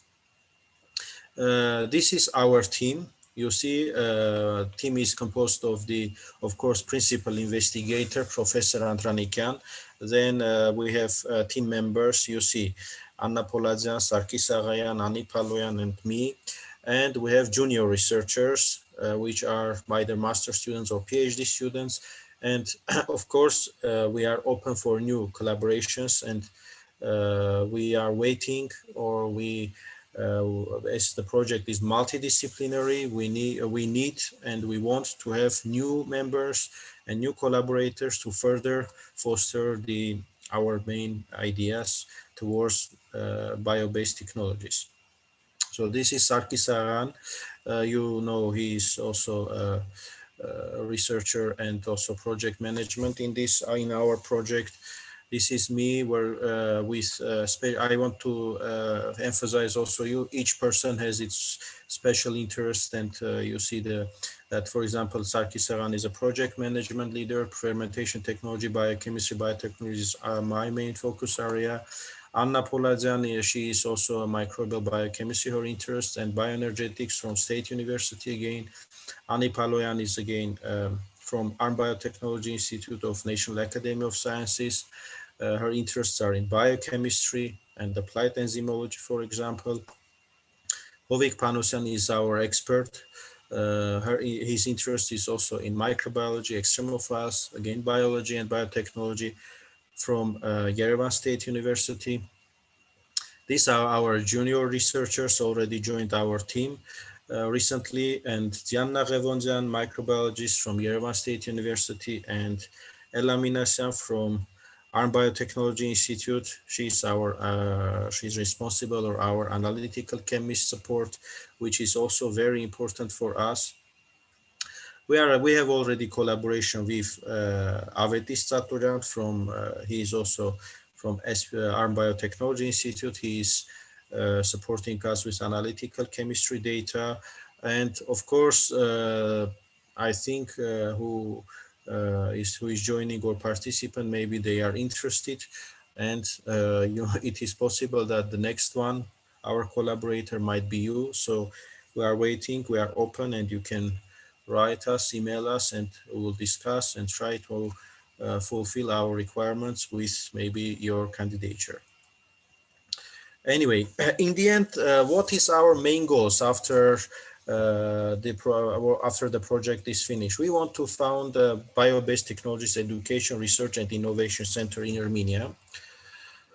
We want to have a new master program or revised curriculum in existing master programs in applied microbiology and biotechnology, and maybe further in agrarian university in different bachelor or master programs, or depending on what are the needs of different institutions in Armenia. We want also to have trained specialists from different higher education institutions and research institutions in bioeconomy or bio-based technologies. And we want, of course, in the end, to develop and bio-based products, what was mentioned. This is our main, as main goals with different focuses, and in education, in innovation, and in research, and of course in training. You see that we also have very good administration, knowledge transfer, and economic evaluation parts. So we are now having, we need, of course, to have a communication, training, new master programs, etc. And of course, in the end, to have economic part with creation of business plan, IP, or others, final products. So, of course, this is the main part, or one of the main parts of management, how we want to, or how was the project designed for, and what we need in future, and what is our one of the goals for having our products designed and further produced. So in the end, this is our let's say project ideas and main goals. So in the end, I would like to thank Armen Orujan, the CEO of FAST, and our project coordinator, Veronica Aghajanyan, for their support and always trying to be with us, to support us, and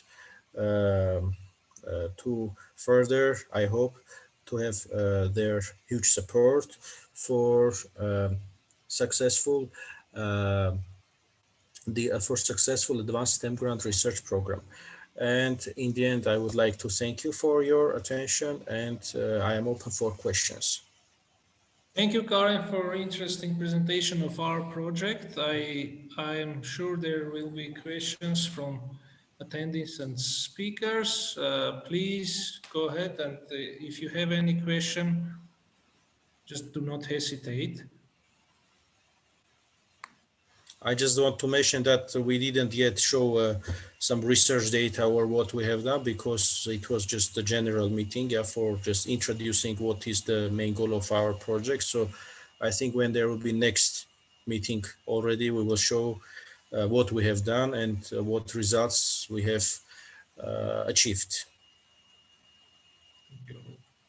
Questions, please?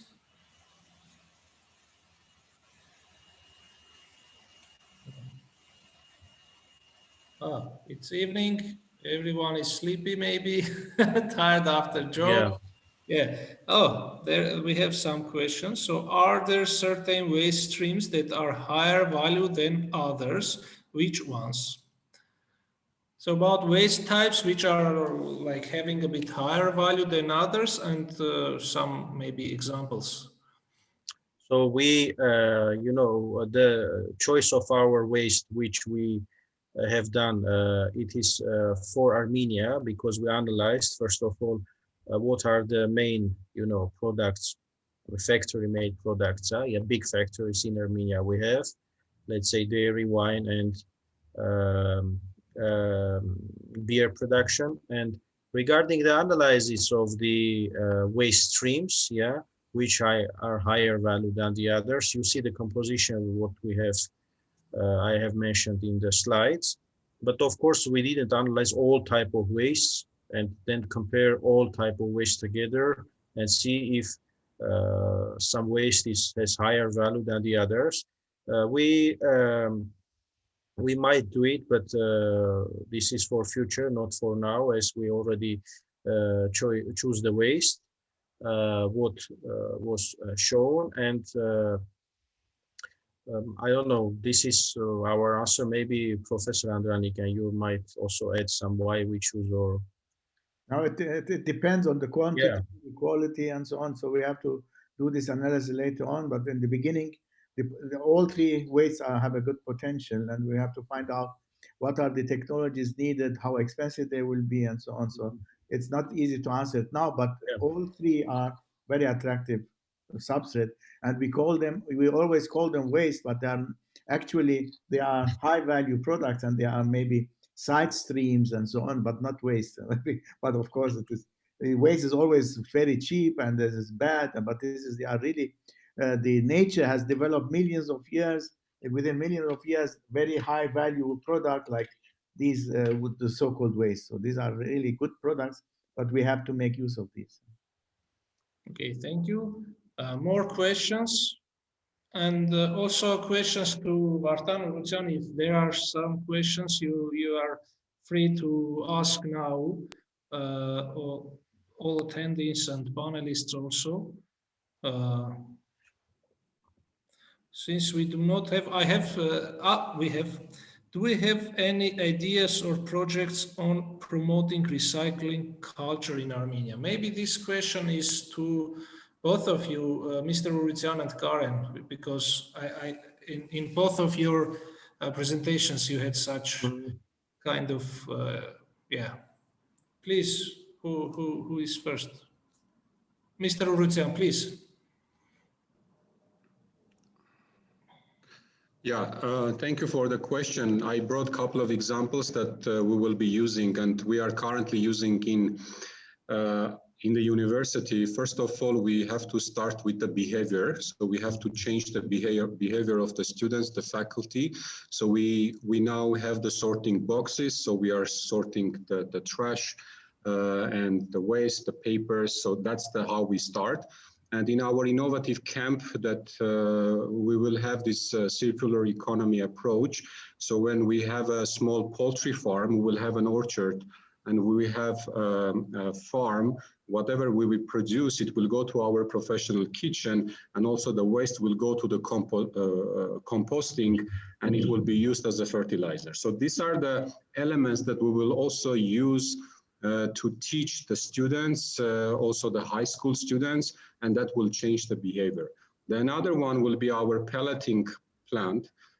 This is because we have several experimental stations where we grow wheat. So we have straw, and sometimes we don't know what to do with the straw. And we have orchards where we are pruning our trees. So there is a great potential to establish a biomass pelleting plant that will be used for heating material and also for fertilizers. So these are a couple of the projects. Of course, there are others, like how to eliminate plastic, how to recycle plastic. Our students are having such projects. In fact, there is one idea that our water resource management group is doing. They will be converting plastic into the pipelines, and they will be using this as a kind of canals to irrigate our farms. So this is just one idea that they are now experimenting. Thank you. Okay, yeah, of course, more or less the recycling culture, what Mr. Urucan said, it's more or less the same as in our university. We have also, you know, the separation for plastic, for paper, yeah, and of course, we have this in our university, but I want to add also that we are collaborating with different factories, from canning factories, for as I mentioned, wine brewery and dairy productions, and we are trying to, let's say, not waste stream, side streams, trying to make or trying to use their side streams for recycling, and then further promoting these technologies in these factories.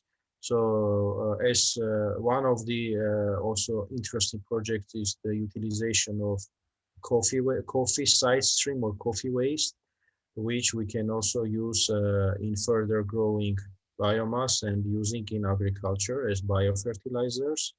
So I think we are starting to put this culture in Armenia, and via agriculture university different projects, and via our FAST project, yeah, which is important also for let's say making some recycling culture, or making or trying to inform, yeah, how to recycle or how to use side streams. And just want to mention that one of our project goals is also to distribute information, yeah, to make different meetings for and high school students and researchers and bachelor students or master or PhD, for sharing information about bioeconomy or bio-based technologies, of course, which includes recycling culture.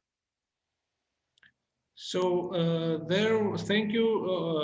There was a question to Mr. Urucan about the sources of statistics data you brought on your presentation. I was just additional question to this about the 100% self-definition of egg.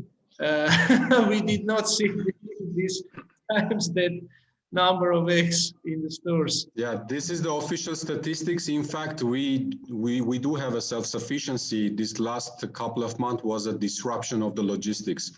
You know, the companies, they were not able to import the broilers, which have to get ready for yielding. So otherwise, we didn't have such an issue.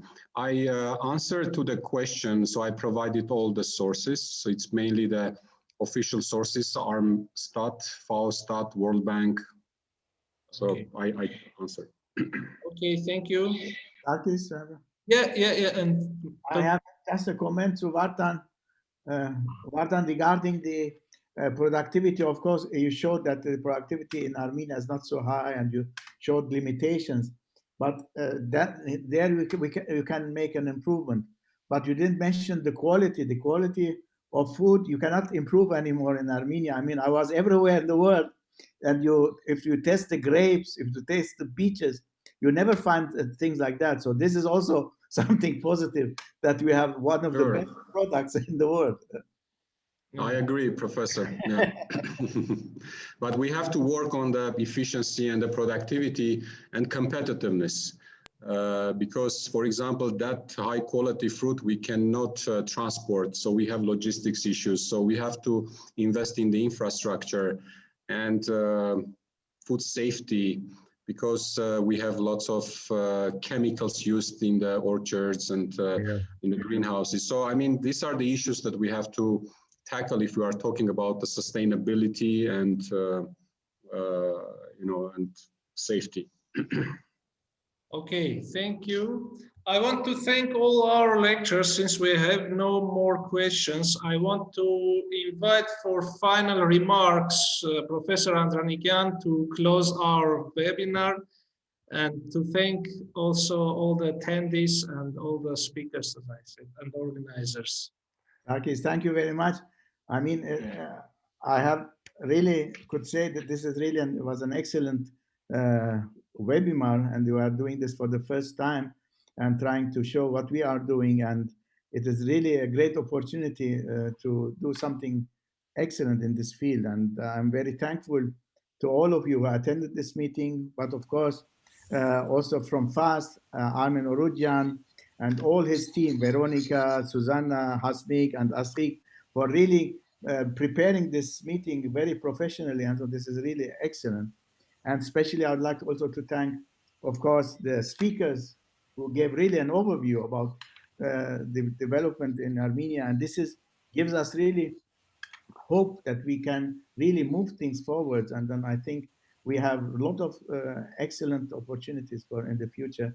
But we can only do this in collaboration with the team, whether it is in Armenia or outside, but we have to do it together, interdisciplinary wise. And I'm very confident that we will have really a nice, good future, especially in the field of bioeconomy in Armenia. So, I can also thank, of course, my team. Also, Sarkis, you have done an excellent job. You stopped us if we talk too much. This is also not easy, but thank you very much for your job. But also my team with Karin, Anna, Ani, and Hovik, and Ella and Diana for being really part of a team. And then we are all optimistic and very hope creative in the future. So have a nice evening. Thanks a lot for everybody. And we hope next time we'll meet in person and have together coffee or tea, and then and I'm very confident that we'll do this maybe soon. Thank you very much, and have a nice evening. Thanks, everyone. Thank you. We are missing face-to-face meetings. Armen, Finally, we will welcome you, Professor I Andranikean. will come to Okay, Armen Orudjan, bye-bye. Thank you very much for organizing this. Andre also for joining. Andre also. Yeah. Yeah. Thank you. Thank you. Thank you very much. Bye-bye. Thank you for the invitation. Bye-bye. Bye-bye. Bye. Thanks to all Bye. attendees.